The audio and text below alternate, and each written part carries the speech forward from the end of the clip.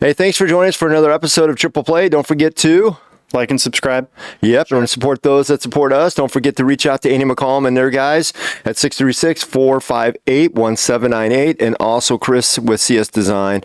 You guys can give them a call at 573-436-3717. Man, I'm almost memorizing. I was trying hard not to look over, and I just had to keep my mind. I don't want to mess I only asked you about that like 4 or 5 times ago. Yeah, and then we got also Jeff Earhart of State Farm, and you can give them a call for your insurance needs at 314-821-5333. So we appreciate all those guys and their support, and all of you who have been supporting us for $3 a month. Don't forget that you guys can do that. Just go on to any of our episodes, hit the support tab. You can do $3, you can do more, but $3, just that little bit helps us out each month to continue to cover costs and continue to provide water for our guests. So all that said, we have a familiar face today. we do. We have one familiar. That's right. So who do we have today? Well, we have Meghan Layne today, but she is accompanied by her husband, Tommy or Thomas. So, I was going to ask you, what do you like? I call you Tommy all the time, but do you like Tommy? Is that fine? Yeah, Tommy's fine, or Tom, not Thomas, preferably. Okay. All right. Well, that's good to know. Good to know. Unless you're me and you're screaming at him about something. Yeah, my wife does the same thing. My middle name comes out. So, and yeah, it's my kids now have picked that up, and so when they're mad at me, they'll go.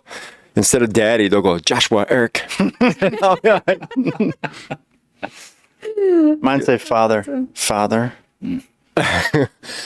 That's funny. When they're mad at you, or when they're trying to get you to come to their side? When they're being like facetious, like I'm not talking about. I'm talking. I get. They don't like it. They're like, yes, father. Yeah, I get the middle school girls, especially. For some reason, middle school girls really get. That's a tumultuous time. I'm just going to say that you'll experience one day. So I hope not. Is there any way to curb that? They're easy when they're young. I always tell people I didn't have to worry about my house being tore up until I had boys. So now, I mean, I think did I tell you that? I think. Were you here the other day? I was telling somebody that one of my boys hit the other boy with a wiffle ball and then printed a big circle on his head. I mean, have a little hole in it? Yeah. Like it was like literally this red, and it was there for days. Like it's just finally now going away. You know, like didn't have that with girls. You take them and you put them down. They play dolls. They're quiet. They're good. They read. Now, at 5:30, 6 o'clock, everybody in the house is up. Even the older sisters who don't want to be up because they let everybody know they're full of energy and they've had their good night's rest and they're ready to go. So, different experience. Well, we said Meghan Layne. Yep. But it's actually Dr. Yeah. Meghan Layne? It is. That is right. It is Dr. Meghan Layne. Unless you're on the hangover and you're not a doctor. I'm not a doctor. I'm just a dentist.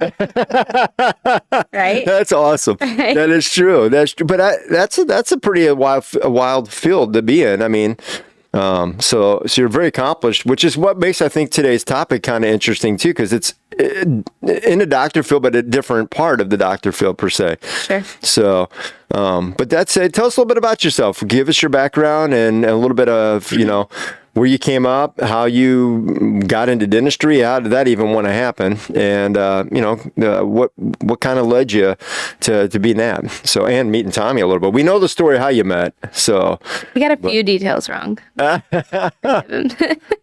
awesome. Not big ones though. No big mess. No big details. Just a few little ones. So I'm born and raised in Eastern North Carolina, a small town about 30 minutes east of Raleigh, Wendell. And that's all I knew my whole life, really. I mean, was Eastern North Carolina, until I met this guy in a bar in Mount Olive, North Carolina. And so how did I become a little bit about me? One of 2 kids, got a sister, grew up in Eastern North Carolina. Met Tom when I was going to college. He was done playing ball. Had just been drafted. Sorry, just starting out playing baseball. And then dental school. How did I wind up at dental school? So from day one, some little girls play with dolls and things like that. I, from day one, was like, I'm going to be a doctor. And I had the only one person on both sides of my family that were in medicine was my mom's brother, who passed away 2 years ago from pancreatic cancer, but he was a urologist. No nurses, nobody else in the family in healthcare. My dad's in sales, my mom's a teacher. And I mean, I will never forget having a doctor's office set up in my bedroom, and that's what I did with my stuffed animals and with the dolls that I did have. You know the old school detergent scoopers, like that were square with like a little handle. I had 2 of those that I rubber band together and had a string coming out of them. That was my little IV bag that I had. Like, I'm serious. This is real. Awesome. Like, this is what I did as a kid. So anyways, my whole life, I knew, from day one, I knew I wanted to be a doctor. I thought I wanted to be a plastic surgeon. As I got older, I went to college in the same town where my uncle was a physician. He got me hooked up with everybody under the sun to shadow, and I primarily shadowed and went into surgeries with plastic surgeons, and that was my game plan. I was a biology major, made 1B in college, so did pretty good. I took the MCAT, and I completely bombed it. And I'll never forget meeting with the dean. Where I went to college, we also had a medical school, and that's where my uncle worked there, and he helped, with the residents in the medical school. And I remember meeting with the dean of admissions for our medical school, and he was like, it would be a waste of your $350 to send in your application because you're never going to get an interview. Your MCAT score is so low. Even though I had all these other credentials, he's like, it doesn't matter. So was pretty crushed. I was supposed to graduate college. That summer I was working at a country club. And there was a family there. Of the husband's an orthodontist and the mom was a dentist. They had 3 kids. And I was pretty disappointed. Like, my whole life's dreams, I was like, what am I going to do, for another year? So anyway, so she's talking to me and she's like, have you ever thought about dentistry? And the only thing that my dentist ever did was come in for about 35 seconds, look and be like, yep, good, see you in 6 months. And I thought dentistry was so boring. I was like, who in their right mind would want to be a dentist? I'd never considered dentistry. I'd had my wisdom teeth out. I'd had braces.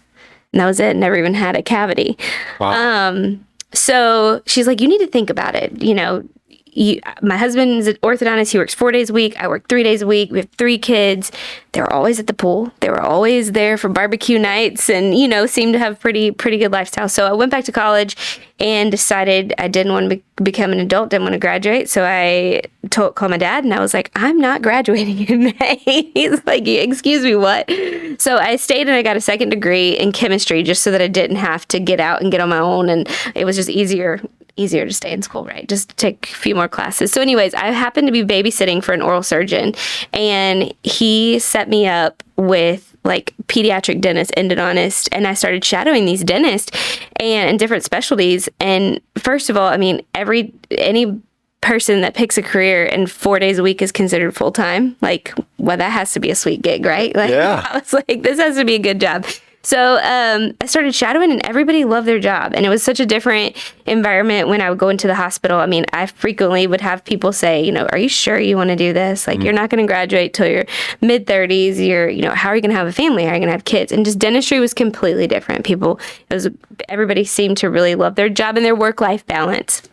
And so for dental school, you have to take the DAT, which is a completely different test. We had met at that point, and I was like, I'm going to dental school. Great that you have this baseball thing. Good for you, but I'm doing this, And so, the summer that he talked about that I moved up and lived with him in South Bend, I studied for the DAT. I came back to school, and it was kind of it had been a last minute shift. And so I kind of had prepared myself. Okay, I'm going to take this test. I'm going to send in some applications, but I probably won't get an interview. It's kind of last minute. If I do, great, it'll be practice, but I'm probably not going to get in anywhere. With him being in St. Louis, me being in North Carolina, really Louisville was my number one choice. I wanted to go to Kentucky. And so I went back to school. I took the DAT and I did stellar. It's a completely different test. It's perceptual ability. Dentistry is very artistic, which at the time I had no idea. And I've always been a very artistic person. So now it makes sense, but there's no physics on the test, so that probably helped. And then there's this perceptual ability part. I aced the test. I sent in my applications. I got 1 interview at UNC Chapel Hill, which is a phenomenal dental school, and it happened to be in-state.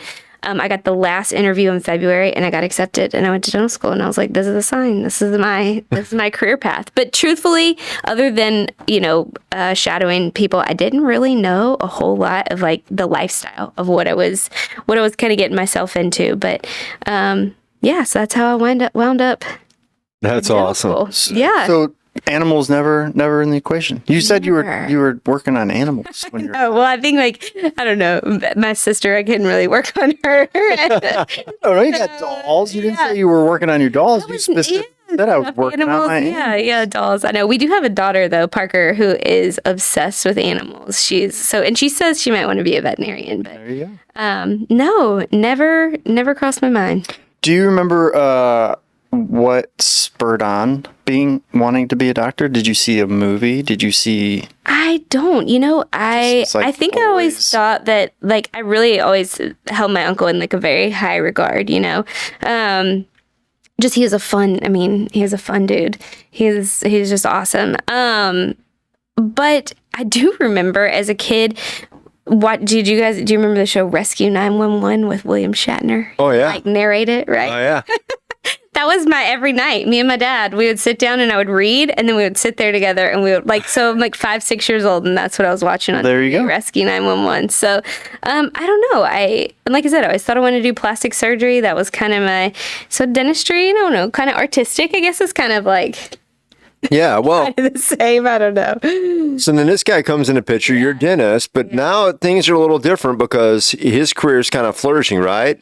So Yeah. So, when we first started dating, he had just finished his rookie season. So I pretty much experienced all of minor league baseball. So I was going off to dental school, and he was working his way through the minor leagues. And it wasn't until my senior year, the summer before my last year of dental school, when he made his major league debut. that was pretty cool, hey? Yeah, it was awesome. Yeah, when he told the story about it, I'm I remember exactly where I was sitting on his bed, because you weren't there.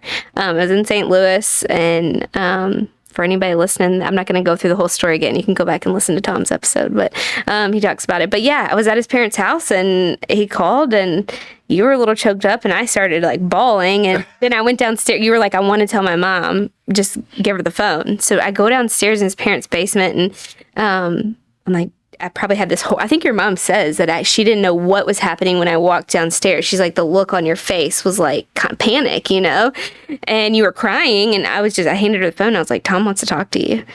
And so, yeah, it was pretty incredible. But honestly, so I went back to school. So we had been together. We were long distance, but we were together. And dental school is an interesting concept. So there's 80 people in your class. It's not like college where you pick your classes and you go at this time, you go at that time. Day one to day, however many, end of fourth year, you are 8 to 5 Monday through Friday, and lunches from 12 to 1. And all 80 of you go to every lecture hall, and you're consuming 40 hours of instruction a week. I mean, there's no choices. I mean, And those 80 are becoming like a family, I would imagine, yeah? so close with your dental school. I mean, they're my closest friends to this day. When you go through something dental school is unnecessarily hard. I mean, it's like a rite of passage, you got all these older dentists out there that are like, when I went through school, it was miserable, and I'm going to make it miserable for you too. It's it was brutal. I mean, it was brutal. So when you go through that with your classmates, and, it's a period of your life, people are meeting their spouse, their significant others, we were together. And so anyways, he would come to town every spring break. I would go visit him. All my friends were going on my dental school friends going on spring breaks together. I was always going out to Arizona to hang out with him, Christmas breaks. Then when baseball would end, he'd come to Chapel Hill. And so my dental school friends fell in love with him. All my guy friends followed his career. And so how can they not, right? I know. He is a pretty likable guy. So everybody was. I won't say anything. They're gonna edit that part out. There's no proof, but so everybody was following his career. So when he has his debut, I mean, my phone died in the game that night at Turner Field. I mean, because it's blowing up, because everybody had seen him for, at that point in dental school, 3 years of him going through the minor leagues. And so he makes his debut. So my professors, were mostly male, they all knew. So I come back to school, and they were so concerned about, and voiced their concerns about what I was going to do about my career. You're not going to put your career on the back burner just for him. He might be in the big leagues for 1 day. We don't know what it's going to happen. And I'm like, okay, thanks for the support, you know? So, and they were very concerned. But I mean, for most people, obviously, you go to professional school and then your profession essentially kind of becomes your life, right? Like, Right. I mean, that's what most of my friends that graduated, this is your big kid job. Like, you're a professional, you're a doctor. And so for my professors, they're looking at it like, how is she going to do this? We made it work. I was a temp doctor for 6 years, and I remember those times. bounced around the country, and our tax guy really loved us. So many. He's like, "Why do you people work in so many states?" So, anyways, it was interesting. So, and at that point, I wasn't going to. We had planned to be together. I mean, we were dating with the intention of getting married. And so we were just waiting for dental school to be over. And then baseball happens right before my senior year. And so I just was like, I don't know how this is going to work, but we're not going to not be together. We had dated at that point for 6 years. So 6 years we had done long distance, where I was in North Carolina doing school. He's pretty much on the West Coast. And we weren't going to put it on hold any longer. So we kind of figured it out. That's awesome. Did she get any details wrong? Yeah. No, it was all perfect. It's perfect. Everything I say, Scott. I just want to keep a fair record book. No. Yeah. So you become a dentist here, and obviously you guys settle here. He finally finishes his ball career. Yeah. But in the past several years, there's been this change recently, and you've got a new passion. So tell us about that. What led to it, and what caused you to want to kind of shift a little bit? I mean, I know you're still a dentist, but I mean, it's obvious where your passion is. Yeah. So, people who talk to me are like, yeah, we know you still do mortgages, but your passion's, podcasting. Yeah, I love it. So, you find a passion, you can call it a hobby, you can call it whatever, but it's a passion. So tell us a little bit about it. Yeah. I'm still a dentist, obviously. I love dentistry. But yeah, like Tom said on his episode, everybody has a thing, right? Everybody has a passion.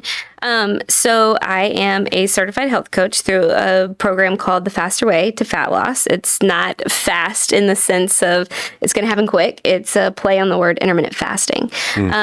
So how I got into that. So I've always been into fitness, not so much nutrition. When you grow up in the South, you like to eat good food. Bojangles, if you've never had Bojangles, you gotta get some Bojangles. It's greasy. Love Southern food. Trust me. right? Yeah, there's no such thing to substitute Southern food. Yeah. The boutique KFC.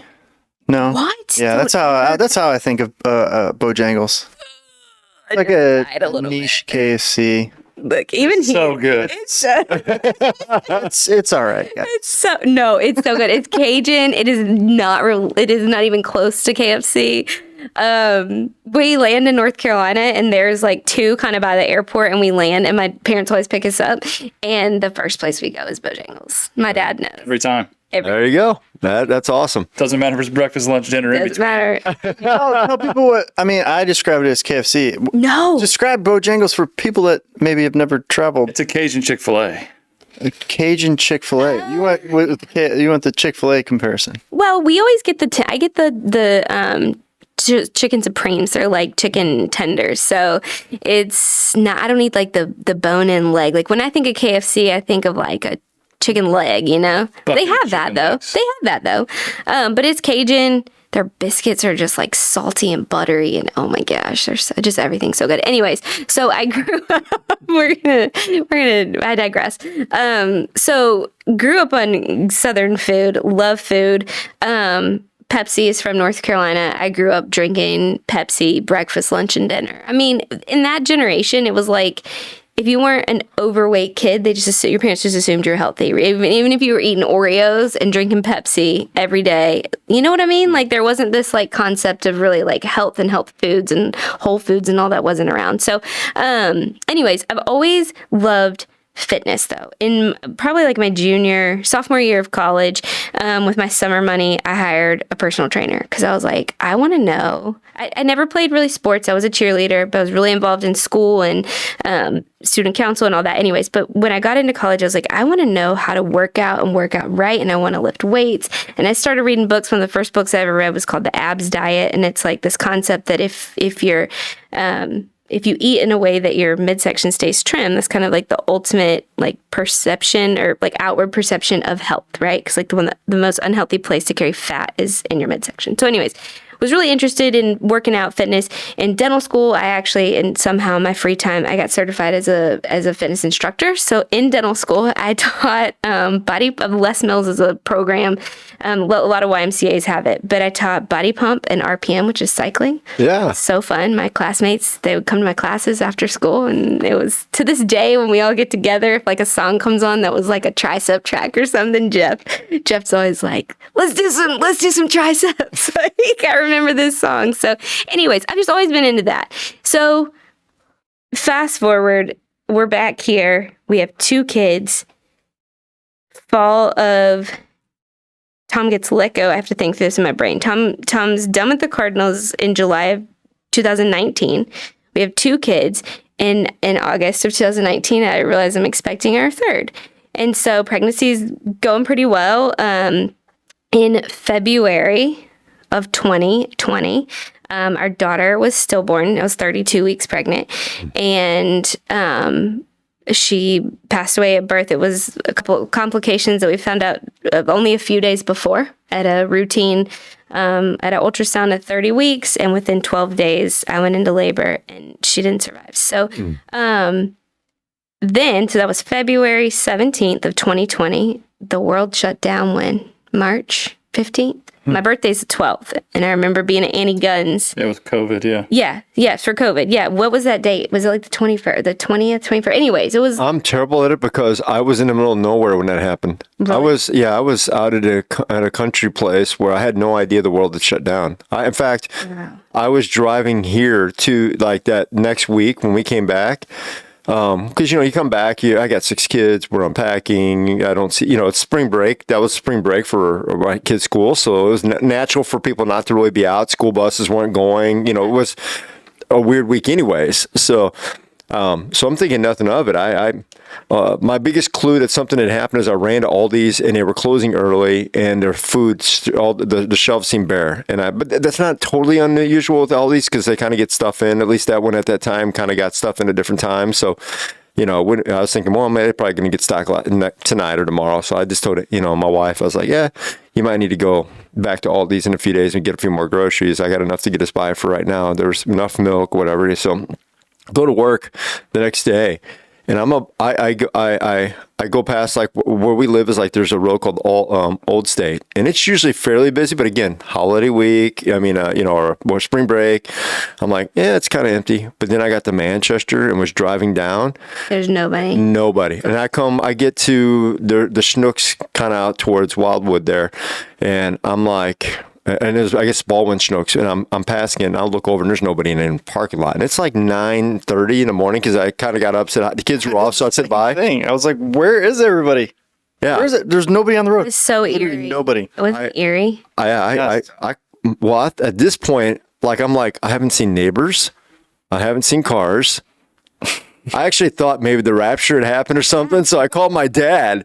And my dad's like, you didn't get my voicemails? I said, I got because work was fairly busy. Rates had come down. So I probably had 30 voicemails. I had probably 2,000 emails from being gone 4 or 5 days. So I was going to go through those when I got to the office. I'm like, no, my dad doesn't text. So he'd left me a voicemail telling me about it, but I hadn't listened to it yet. Jeez. Because when I'm out at the country place, I don't get phone reception really. I mean, it's just in the middle of nowhere. I love it. That's why I go there. My kids they have to completely unconnect at that point. That's nice. Can we, 4 or 5 days you were gone?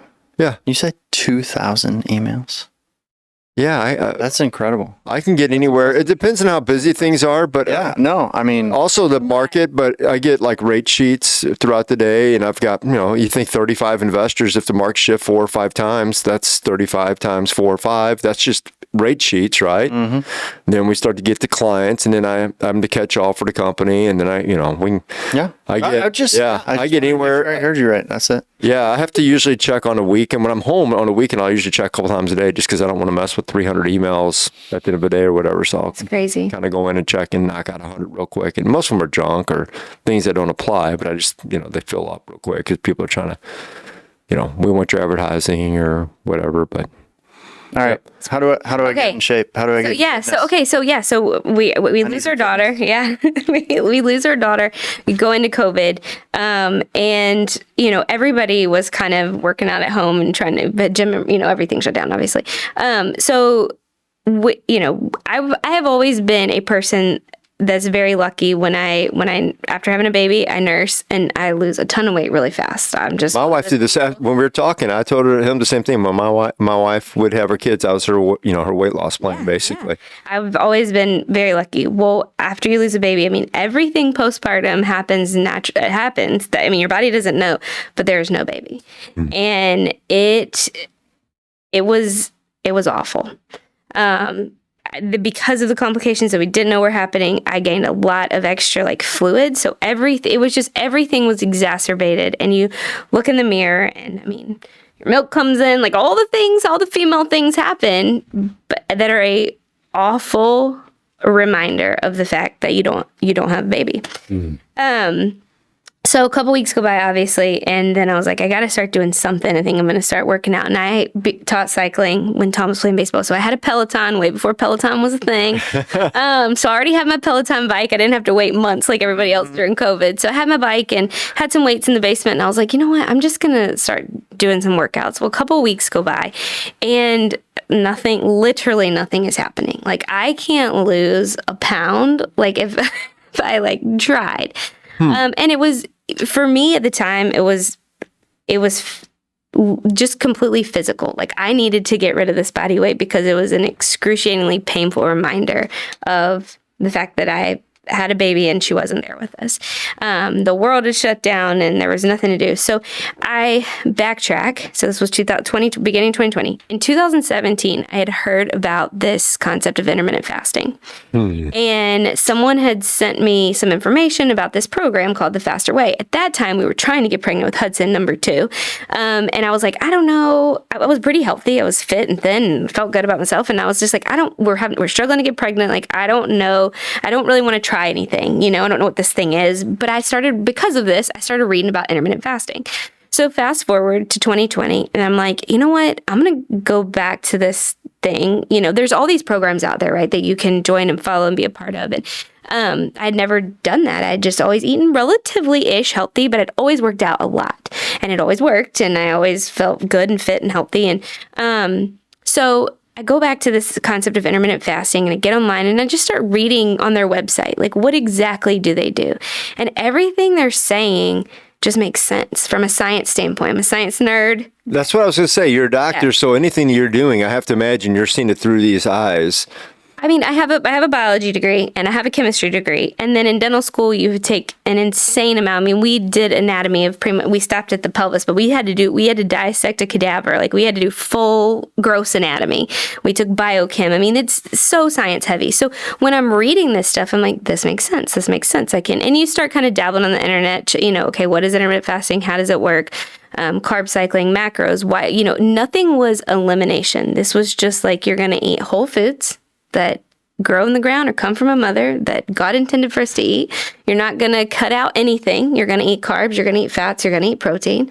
But you're going to do it strategically. And so I remember I was talking to one of my girlfriends from dental school, Kenley, and her husband is a personal trainer. And we're texting or Marco Poloing or something. And obviously all my friends were super supportive during this time and checking in on me daily. And I'm like, I've got to do something. When I say I'm desperate, I was like, I can't show up for my kids. I'm broken. I am a completely broken human right now. And I was like, I got to do something. And so I went on Instagram and I searched Faster Way to Fat Loss Coach and I found who ended up being my coach. And that night I signed up.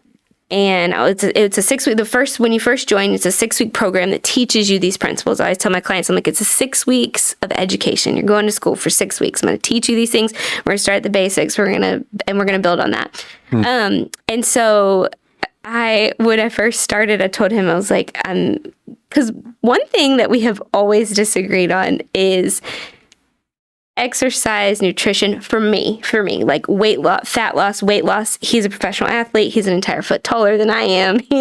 Makes a big deal, doesn't it, when they're taller? Yeah. Huge difference. So I was like, I was like, I don't know. I don't want any of your opinions. I'm just doing this.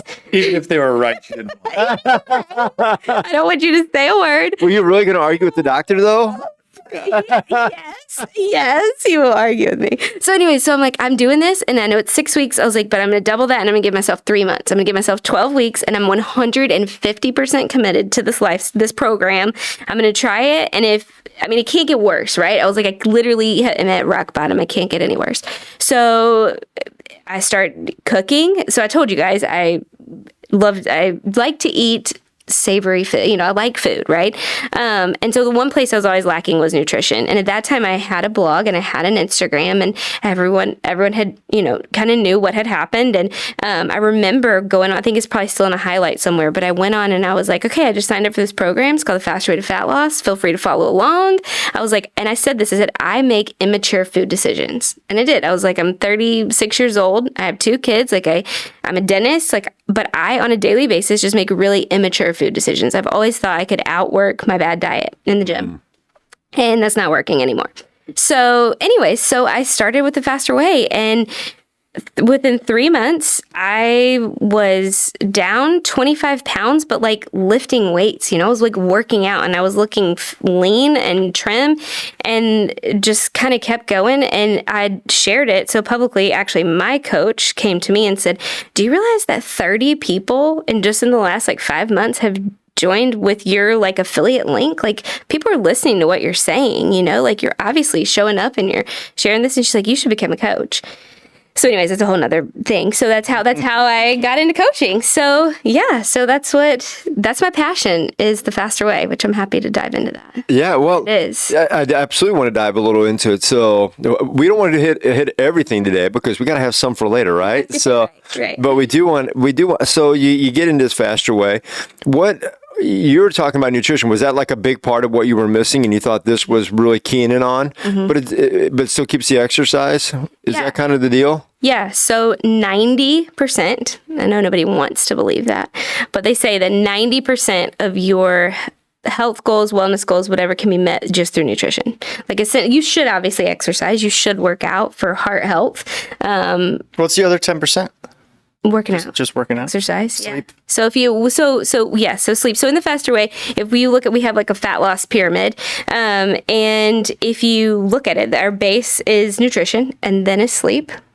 And then exercise kind of works its way up. But yeah, so it's predominantly nutrition. Like I said, you're not eliminating anything. We practice intermittent fasting. And what's intermittent fasting? Yeah. I mean, some people might hear this and they're like, fasting is going without food, right? Sure. So give us a little bit. I want you to be able to coach. So I don't want to take all your, they need to pay you to learn. Information. Yeah, don't give them too much. There you go. So intermittent fasting, people think it's it gets a bad rap because people think it's fat loss through starvation. And you're not starving yourself, because I will have you eating more food than you could ever imagine. But it's an eating schedule, right? So your body, we're talking now cellular level, right? Your body is always either in a fed state or a fasted state. And when it's in a fed state, your cells are working to break down food and disperse nutrients and do things, right? They never get a chance to clean house, at a cellular level. They never get a chance to do things that your body needs to do. That happens in a fasted state. So yes, this program is designed for fat loss, but if you look at it from a science and a health background, it is just the ultimate, in my opinion, healthy way of living. So intermittent fasting is basically a minimum of 12 hours. So people think you have to go day, you hear this and you think that's day. Religious. I've fasted over things and because of a spiritual thing, and gone a day or two without food because I was really trying to focus on God. But that's not clarity, though, right? Right. Intense mental clarity. But it's a different type of fasting in the focus than what you're doing. What you're doing is more for overall health, not a spiritual thing. Sure. So most people think you have to fast for this really long time. I mean, your fasting window is very specific to each person. So it's based, and that's what you do with a coach. Nobody should just jump into intermittent fasting without knowing, because you also have to, when you eat, you have to eat you have to consume food. This is not fat loss through starvation, right? Complete set of food, right? Oh yeah, Balanced food. carbs, fats, proteins. Like for example, I eat almost a 2,000 calorie diet every single day. And I'm not a very big person. So you need to eat, you need to nourish your body. So intermittent fasting, you minimum of 12 hours, which is really not hard if you think about it, 8 p.m. to 8 a.m. That's when the health benefits kick in, is at 12 hours. And as you kind of progress through, as the fasting window gets longer, you have these insane, the research is crazy. Cancer prevention. I was listening to a podcast the other day that said that they're now studying how people, which I'm not quite sure how this would actually work. I think it would depend on how healthy they are as they're going through chemo. But if you're fasting while you're getting chemo for cancer, it allows that chemo, it makes your normal cells more resistant, and it makes the cancer cells more susceptible, and the chemo actually targets the cancer cells. So from a truly cellular biology level, the things that happen in your body when you intermittent fast are insanely healthy. And then on top of it, the fat loss piece is that your body naturally wants to use carbohydrates as its primary energy source. So you start with carbs, and if you deplete your glycogen stores in your body, then your body taps into fat stores for energy. So that's how you get that fat burn, is once your body has gone through all of its carbohydrate stores, then you're able to burn fat, and you kind of and then we mix in carb cycling and our workouts. And I don't know how much you want me to share. No, I think I can geek out on this. I can go all day. I'm learning because I've heard a lot of people talk about it. I go to the gym. I'm a gym buff. I go to gym almost every day. Do you take a day off? I'm like, one of my kids' schedules will make me, You like it, yeah. Well, yeah. If I'm not lifting that day, I usually only lift 4 days a week. I do a body part a week. So, but I like to go and get, walk and get, I'm sitting around. We were talking earlier, my office now has become more, or my job is more, behind a desk and a computer than ever before.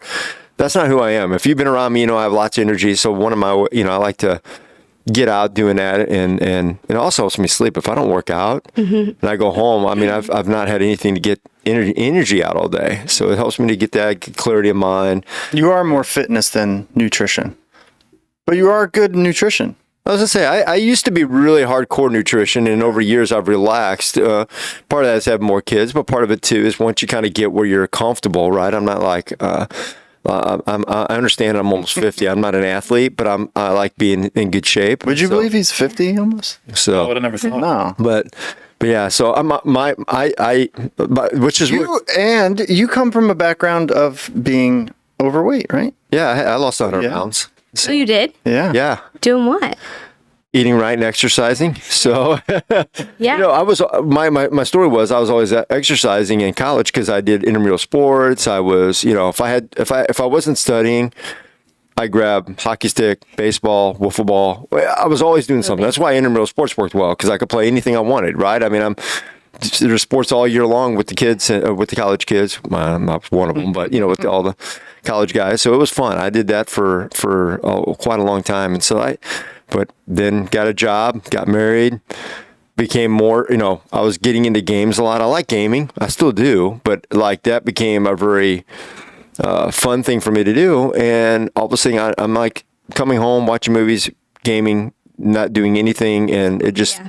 Piled on. I'm eating unhealthy like you do in college, right? Like I'm not eating anything healthy. I'm eating Taco Bell, all that kind of stuff, which actually I ate so much Taco Bell, I became a second chance winner of the first Xbox. That's how I got my first Xbox. It was on looked out the back door and I see that I've got an Xbox delivered. They just come out a few weeks earlier or whatever. And I was a second chance winner, and they'd mailed me an Xbox. It was sitting on the back porch. That's something you should really be proud of. So, literally. I've never won a sweepstake. That's right. I hadn't either. I just by chance decided I was going to start doing it just to see if I could win. I'm like, I'm eating here almost every day, so I should try. My brother-in-law wins all it. He will randomly give his email and everything. And he wins every time. And he wins it. And it's like a legit, you won. I'm like...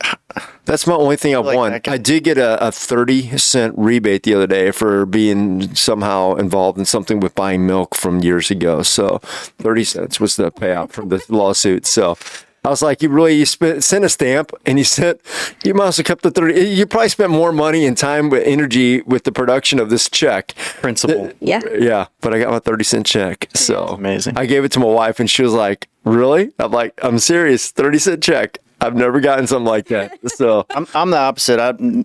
Nutrition over fitness. Really? The thought of going to a gym gives I invite him all the time. He's like, no, and then he'll lose weight. And sometimes I'll just stand and like make all my muscles. I think it's As a because you workout. guys had to work out for so long. Do you think that's it? Like that was your life? Was like Maybe I didn't like it when I was you like had to in do it? shape and had to do it. I just like can't I remember that actually. Yeah. I remember like when you were with the Dodgers one off season, you were like, I was like, what you doing? You go, God, I got to go to work. Yeah. And So, I would hire a nutritionist, and so I would give myself like 2 or 3 months to just get in shape, and it was 90% nutrition. It's crazy. It's crazy. And it's not deprivation. Like you have to have all of it. Like you can't live on a diet of like no carbs or the low to no fat. Like you have to have all of it. And through the program, I mean, we talk about those are macronutrients, right? Carbs, fats, and proteins, and your body needs all three, and they all play a very important role.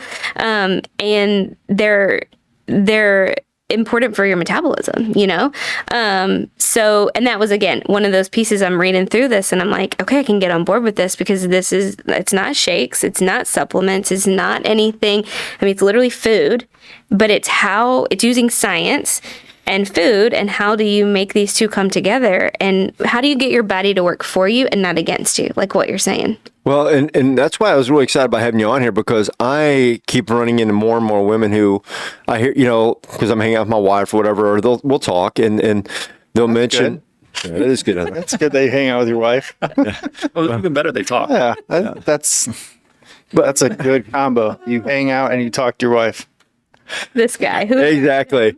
So Sorry, I love it. Go ahead. Nope, that was good. So that was a good zinger. All right. So I don't mind it all. So all that said, but what I was going to say is it seems like women in particular, especially after having kids, really struggle with you know, getting back in shape the way they feel comfortable. You know, a lot of them understand I'm never going to be that teenage girl. Once you have a kid, your hips are now out a little more. Your body has gone through this morphous, right? So, but most of them want to get back to where they feel comfortable and feel like they look beautiful, right? And probably their husbands, but I mean, it's really, and it seems like it's a struggle. So that's what I found when he was telling me your story. I mean, I actually asked him because I've been watching your videos on TikTok and things like that. They keep, you know, I liked you and they were popping up on my channels when I'm not really on TikTok a bunch, but I have to do it with the podcast. I hop on there and blast our stuff, and it'll usually be one. yeah. So, but Instagram and things like that, and so I will look at it, and I just saw that you were getting this huge health kick of, you know, and I saw the cooking you were cooking, I saw the working out, and you would do these quick workouts with you'd have your kids, and so they seem reasonable. And that's the thing, the cooking thing. I cannot cook. Like I cannot cook, and I hate to cook. I hate you don't have to cooking. be exuberant about it. No, he's like, That's under control. there's times where he's like, I love you, but I'm going to make a frozen pizza. He's like, you just keep eating this. No, I can't cook. And so that's the thing that I could talk about this for days. There's so much more than fat loss. So what you're touching on with women, right? It's this mindset, this mentality. Even, I mean, my doctor has said it to me, oh, welcome to 40. Cause I'm like, I can't lose these last 15 pounds. Oh, yep. You're getting close to 40, girl. Just accept it. I'm like, I don't want to accept that. No. Like there has to be a better way. Right. And that was kind of where I was at. Like this, I'm not accepting this. I'm not going to just settle. And there has to be more. Another thing with women is, and I know you're all guys, but there is a big like emotional connection with women and food, because it's totally acceptable for a man to go to a restaurant and order a steak and a potato, like a minute of meat and potatoes, right? And like have the dessert.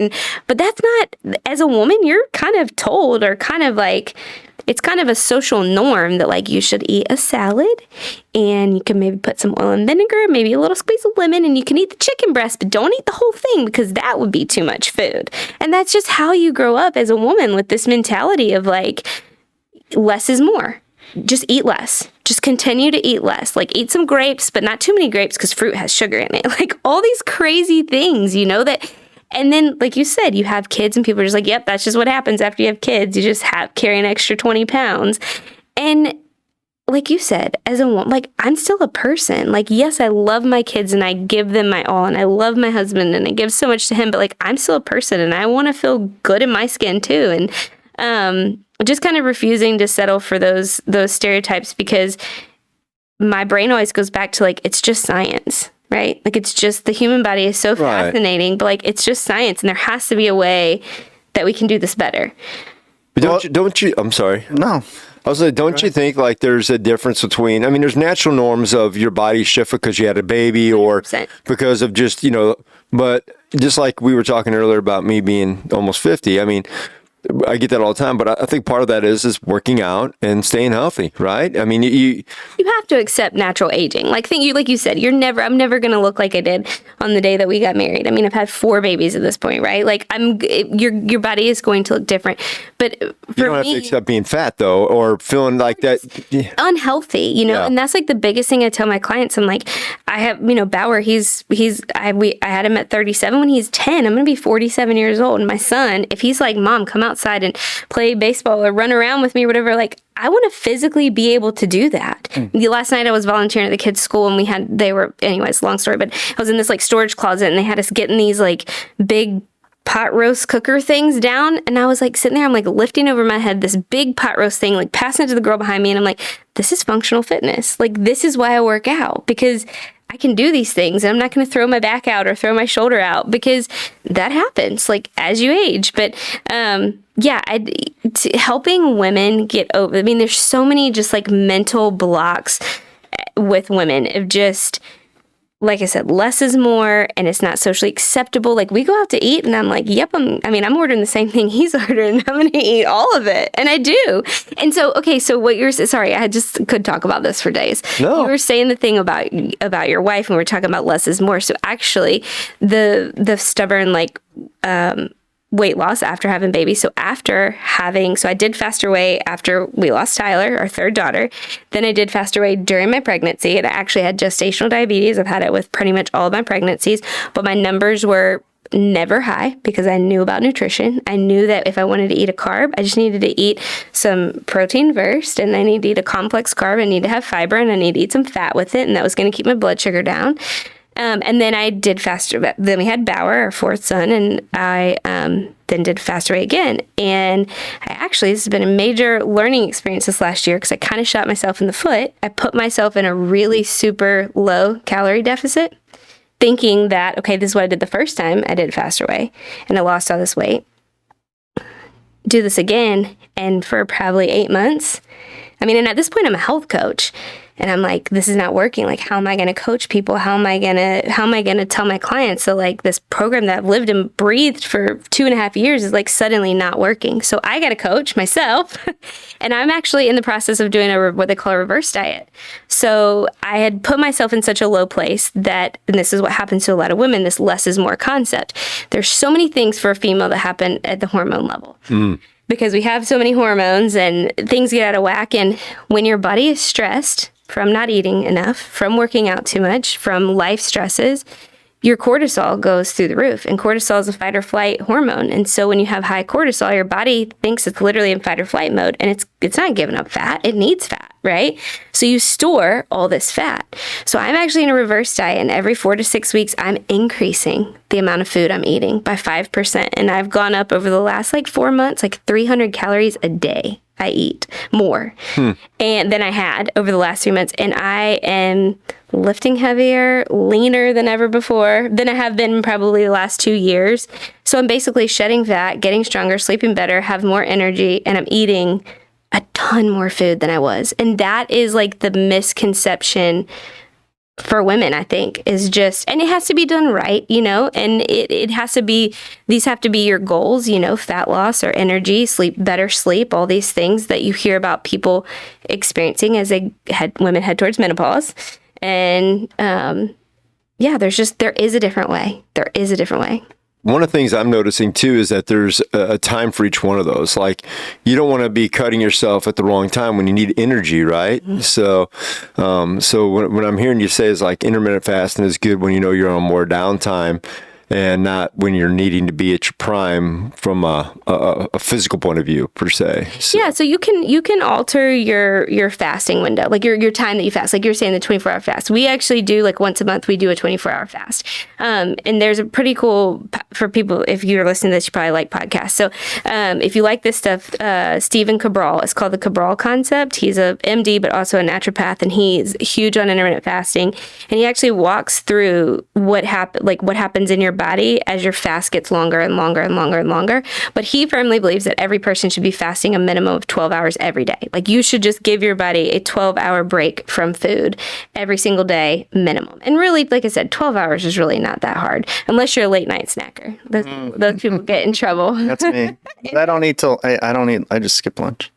I don't eat breakfast. Yeah, I mean, he Tom fasts now. I mean, I think maybe just because of your job, but you fast. I mean, it's just crazy, the health benefits. But then we also, like I said, carb cycling, that's a whole nother thing that's so important. And again, all of this, so like obviously diabetes and insulin resistance is so important right now. I mean, it's everywhere. But carb cycling and intermittent fasting are like two of the best ways to teach your body to toggle between carbs and fats for energy.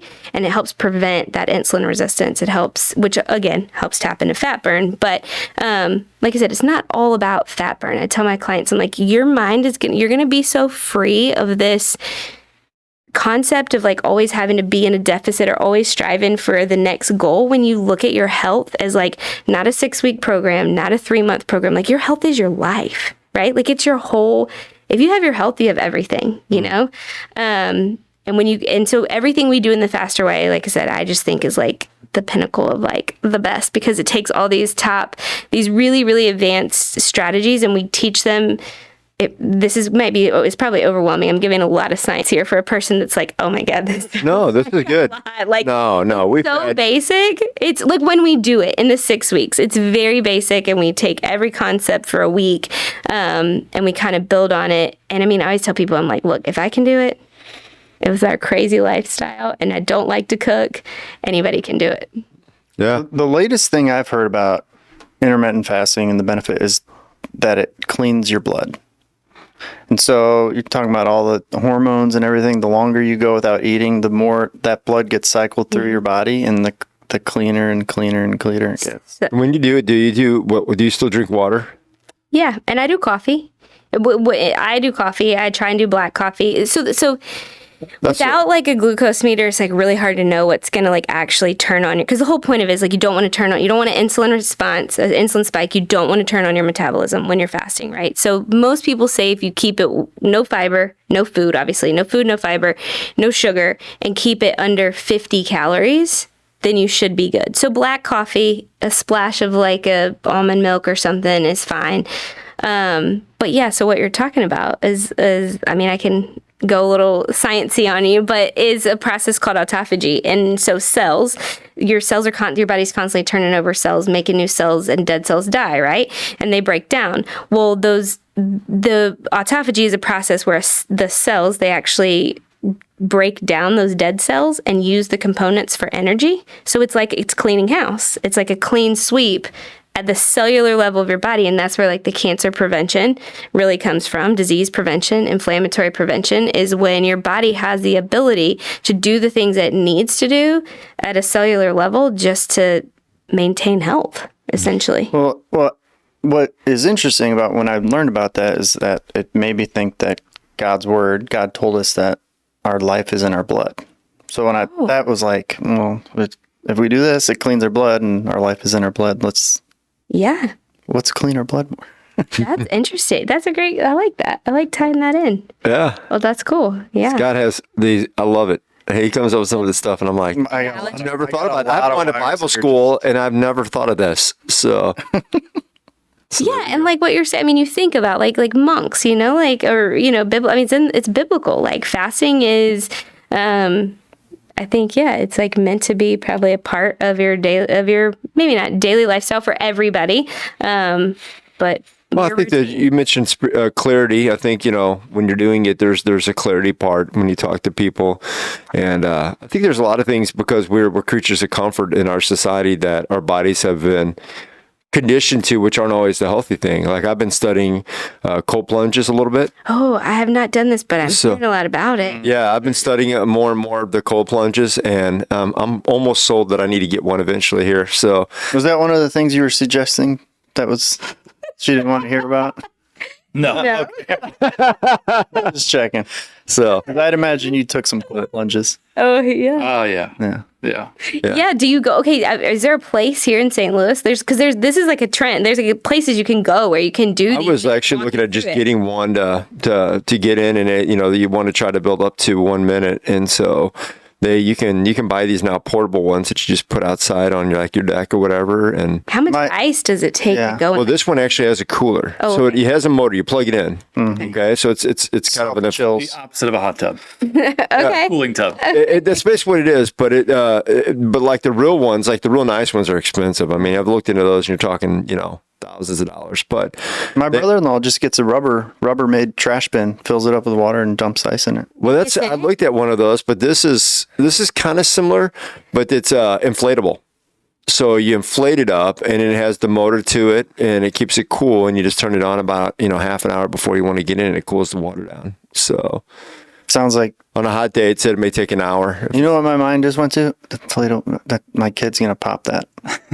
That's what I thought when he said inflatable. Boy. Yeah. So how long do you sit in there? They say, you're supposed to work on like going 30 seconds, 45 seconds, and you want to build up to a minute. And then if you get really, really good, you want to try to stay about 2. So, 12 minutes a week. That's all you need. Right? Combined?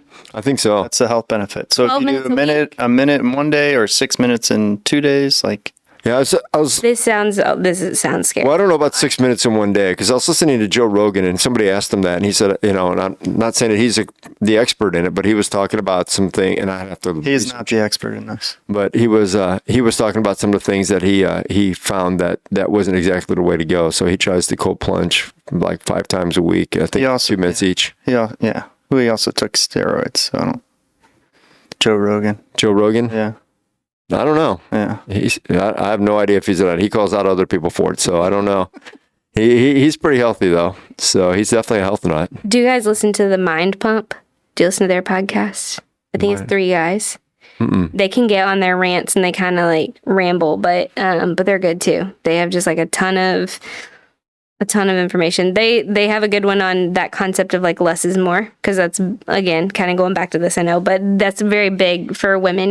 Eat less and just exercise more, and they walk through scientifically like how that's not sustainable, and eventually like you have to they talk through the science behind it, but you basically just have to continue to widen that gap to continue to see results. And so eventually you get to this point where it's like, okay, you're gonna eat nothing and work out all day? Like how are you gonna maintain this? And that's just kind of what it's crazy, because I'm over here doing the complete opposite with people every day. Have women eating more food than they've ever eaten before, exercising less than they ever have before, and they're losing fat and getting lean and getting super healthy, and people coming off of medications for diabetes, and it's crazy, like that there's such polarizing concepts out there, Yeah. Well, I mean, one of them is just based on, visual. I would say visually we think, less is more, right? But the other one's actually based in reality of science and studies, and, you don't build mass without eating. Right? Well, you got to have proteins to build, and you got to have the right things to transport those proteins. They don't get anywhere. You can have all the protein. I remember when I first got into weight, losing weight and building muscle, that I would eat protein, but then I was eating just pure protein basically, and it didn't have sugars to transport it. And so I'm like, why aren't I seeing results? And then I realized it was due to you got to have sugars. You got to have some sugars to transport those proteins, or it just goes out of you. You're not using it. It's going fat. It's being used in other ways and not being healthy. So. Yeah, you have to eat all food groups. You cannot eliminate one. Yeah. And you can teach people how to do that. I do. And it's and people come to me from all different, I mean, one of my now dear friends, she's also a coach, but she was a friend and she followed me on Instagram. She saw me doing this, never thought she needed the faster way. She's super healthy.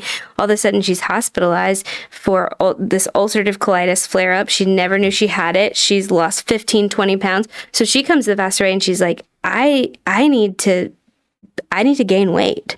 And so we use the same concepts to help her gain weight. So, I mean, everybody, and that's why it's so important, in my opinion, to work with a coach. Because when I work with women, I mean, we go through like, medical history, like what's your diet history? What have you done in the past? Have you been on injections? Have you been on pills? Have you, what things have you done extreme calorie deficits? Because all those things affect your metabolism and how your body is gonna respond. You can't just start throwing a bunch of food at a person like that. So it's very, very specific, but the concepts are 150% just backed by science. Like, it just works. So Megan, how do they reach you if they want to? Yeah. They want to learn more. If they want to get you as a coach, all right, or even maybe just reach out and investigate a little more. Maybe they're watching this and they go, hey, this may be something I want to look into a little more. How do they reach you? Instagram is the easiest way. Instagram, what's your Instagram? Meghan Layne. Okay. I got a couple extra letters in there. It's Meghan with an H and Layne with a Y. All right. And guess what? We're going to put those links. Okay. I actually had your link tree also on his since we talked about you. So anybody that watches that episode when it goes out, if they look in the show notes, the first thing that'll pop up underneath the little description will be a link to your link tree, which has all the Instagram, has your, and some free resources. Like if you're like, I don't know, this sounds like a lot, I've got tons of like recipes out there. Like you're like, what am I going to actually be eating, Just when you walk them through it, I thought we were talking earlier. You have these videos with working out with your kids, quick little videos, things that they can do at home. You got some food things that you put out there where you actually show your cooking skills off a little bit. And 15-minute meals. Yeah, 15-minute meals. If it takes longer than 15 minutes, I'm not here for it. So, well, that's really cool. So we'll make sure they have that, and we'll get you back here, and hopefully we can keep watching your transformation as you're going through this journey. And it's always a journey, right? I mean, it is. There's always something you're working on, I think, on your body. Once you kind of get into the health, the lifestyle, it seems to me like, at least for me, I'm always tweaking things. Like I'm doing this, I'm doing that. I'm trying to, you'll kind of find things that are fun to do within a certain balance of things. Yeah, so. It's your life. Like your health is your life, and it's for a lifetime, and it's going to ebb and flow, and there's going to be highs and lows. And yeah, but as long as it's a part of your life, then you're on a good track. There you go. Well, folks, we'll make sure that you can get to Megan and check out all that stuff. And we appreciate you listening in. Don't forget to like and subscribe. Yeah, and don't forget to support us and those that support us. And we appreciate that too. And we'll catch you next episode. Thanks, guys, for being here. Yeah, thank you. Thank you. Yeah.